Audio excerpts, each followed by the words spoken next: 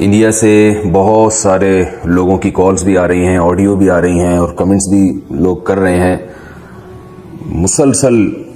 تواتر کے ساتھ یہ سلسلہ جاری ہے کہ مفتی صاحب آپ اللہ کا واسطہ انڈیا کے مظلوم مسلمانوں کے لیے آواز اٹھائیے، مفتی صاحب آپ کو اللہ کا واسطہ آپ انڈیا کے موجودہ گورنمنٹ کے خلاف آواز اٹھائیے۔ تو میں نے ارادہ کیا آج میں کچھ اس بارے میں بات کروں۔ انڈیا کی جو موجودہ حکومت ہے جس نے ظلم اور بربریت کی تمام حدود کو کراس کر دیا ہے، کشمیر میں کیا کیا اس نے، اور ابھی جو نیا قانون انڈیا میں سامنے آیا ہے NRC کے نام سے کہ 1971 تک جتنے بھی غیر یعنی ہندوؤں کے علاوہ جتنے بھی مختلف مذاہب کے لوگ ہیں وہ 1971 تک کے ڈاکومنٹس پیش کریں گے اور جن سے یہ ثابت کریں گے کہ ہم انڈیا میں رہ رہے ہیں اس وقت سے، تو ان کی تو نیشنلٹی ان کو دی جائے گی، ان کے علاوہ کو نیشنلٹی نہیں دی جائے گی، وہ ایک دوسرے درجے کے شہری کی حیثیت سے رہیں گے۔ ظاہر انڈیا میں زیادہ تر تو مسلمان ہی ہیں، اس قانون سے سب سے زیادہ متاثر مسلمان ہوں گے۔ 1971 تک کے ڈاکومنٹس اس وقت لوگوں کو معلوم نہیں تھا کہ فیوچر میں یہ لا بن سکتا ہے۔ آپ خود سوچئے کہ کیا اس وقت کے ڈاکومنٹس ہر شخص نے محفوظ رکھے ہوں گے اپنے پاس، اور پھر ظاہر ہے اس وقت جو ڈاکومنٹس تیار ہوتے تھے وہ کمپیوٹرائز نہیں ہوتے تھے، اس میں اسپیلنگ کی کیلکولیشن کا ایشو بھی کھڑا کیا جا سکتا ہے کہ اس وقت ڈاکومنٹ میں ایک اسپیلنگ میں نام میں کوئی ABCD کا ایک فرق بھی آ گیا تو اس کی وجہ سے بھی ڈاکومنٹس کینسل ہو سکتے ہیں۔ ایک بہت بڑی تعداد مسلمانوں کی اس قانون سے متاثر ہوگی اور وہ کیمپوں میں ایسے رہے گی جیسے دوسرے درجے کے شہری رہتے ہیں۔ اور اس کے بعد مزید جو ظلم اور بربریت انڈیا میں شروع ہے، مار کٹائی اور بہت سے لوگوں کو قتل کیا جا چکا ہے، وہاں کی یعنی باقاعدہ حکومتی سطح پہ یہ کام ہو رہا ہے، حکومت کی نگرانی میں یہ کام ہو رہا ہے۔ تو یہ بالکل ایک غیر انسانی بل کا پاس ہونا اسمبلی کی اکثریت کے ساتھ، اور اس طرح سے پھر حکومت کی نگرانی میں پولیس کے ذریعے لوگوں پہ ظلم کرنا، تو یہ بہت ہی گندا سلسلہ ہے جو انڈیا میں شروع ہو چکا ہے۔ لیکن افسوس اس پر ہے کہ نہ تو کوئی وہاں پر بڑے پیمانے پر ایسا احتجاج ہو رہا ہے، ظاہر ہے وہاں تو کرنے نہیں دیا جا رہا احتجاج، لیکن جو دیگر اسلامی کنٹریز ہیں وہ بھی مکمل خاموش ہیں۔ تو ہمیں ظلم کے خلاف آواز اٹھانی چاہیے، ہماری خاص طور پر سیاسی جماعتوں کو دھرنے دینے چاہیے، جلوس نکالنا چاہیے، اپنا احتجاج ریکارڈ کروانا چاہیے۔ ہمیں سوشل میڈیا پہ اور الیکٹرانک میڈیا کے جتنے بھی ذرائع ہیں ان تمام پر بھرپور طریقے سے احتجاج کرنا چاہیے، ان ویڈیوز کو شیئر کرنا چاہیے جو وہاں سے آ رہی ہیں، جو لوگ چپکے چپکے بنا کے بھیج رہے ہیں۔ انڈیا اپنے آپ کو سیکولر اسٹیٹ کہتا ہے اور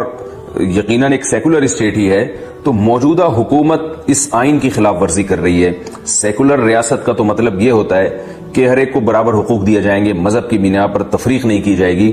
لیکن موجودہ حکومت نے ایسی تفریق کی ہے کہ جس کی شاید کسی اور کنٹری میں مثال نہیں ملتی۔ اپنے ہی ملک میں رہنے والے یعنی لوگوں میں ایک بہت بڑی تعداد کو ان سے نیشنلٹی کو چھین لینا یا ان کو نیشنلٹی نہ دینا، اور یہ قانون بنانا کہ جو بھی غیر مسلم یعنی مسلمان ہوگا یا جو ہندو نہیں ہوگا اس کو نیشنلٹی نہیں ملے گی، تو یہ بدترین ظلم ہے۔ اور صرف اس میں مسلمان احتجاج نہیں کر رہے، وہاں کے جو ہندوؤں کا جو ایک لبرل طبقہ ہے، جو پڑھا لکھا طبقہ ہے، وہ بھی اس قانون کو دل سے پسند نہیں کر رہا۔ تو وہاں بھی ہندوؤں کو اور سکھوں کو اور جتنے بھی مذاہب سے وابستہ لوگ ہیں ان کو اور عیسائیوں کو اور مسلمانوں کو مل کے انڈیا میں بھی احتجاج کرنا چاہیے اس کے خلاف بھرپور، کیونکہ یہ آہستہ آہستہ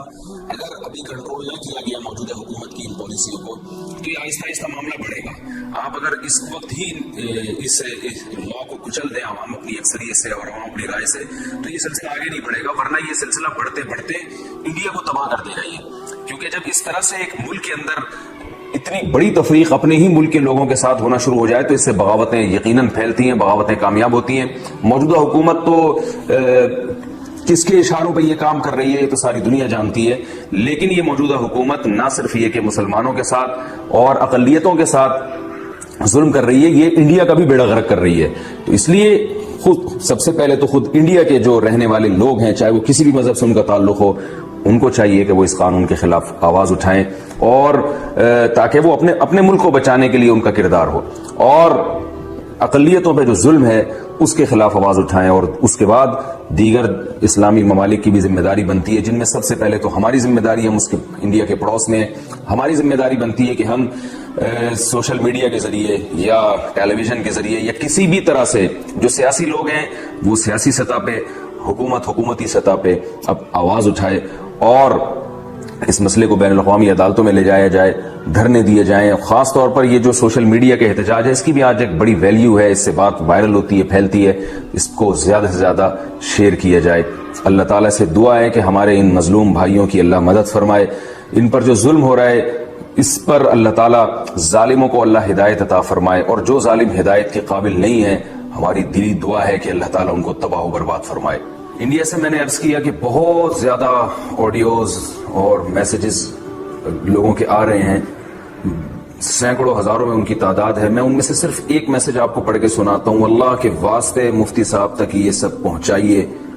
اور اس پر بیان کرنے کو کہیے کہ اسٹوڈنٹس CAB اور NRC کے خلاف شانتی سے پروٹیسٹ کر رہے ہیں، لیکن پولیس ان پر ظلم کر رہی ہے.